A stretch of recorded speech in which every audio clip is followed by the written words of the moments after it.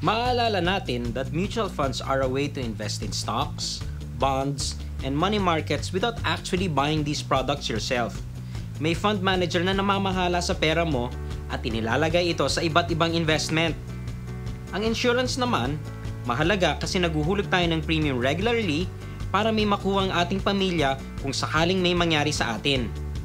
But aside from being protection, some insurance packages can actually generate income. Ibig sabihin, may insurance ka na, may kita ka pa. Ito yung mga tinatawag na insurance na Variable Unit Link or VUL. Ito yung mga nababalitaan nating insurance na may kahalong investment component. Sounds complicated? Relax, here's how it works. Insurance plus mutual funds equals VUL.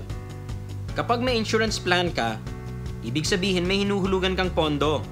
Ngayon, kapag yung insurance plan na kinuha mo ay VUL, that means a portion of your payment is being invested by the insurance company in stocks, bonds, or other products. Just like a mutual fund. At ang insurance company ang tumatayong fund manager mo. Ang kagandahan nito, para na siyang value meal. Isa lang ang babayaran mo at automatic nang mahahati ito sa insurance at investments. And over time, kumikita ng kusa ang investment mo.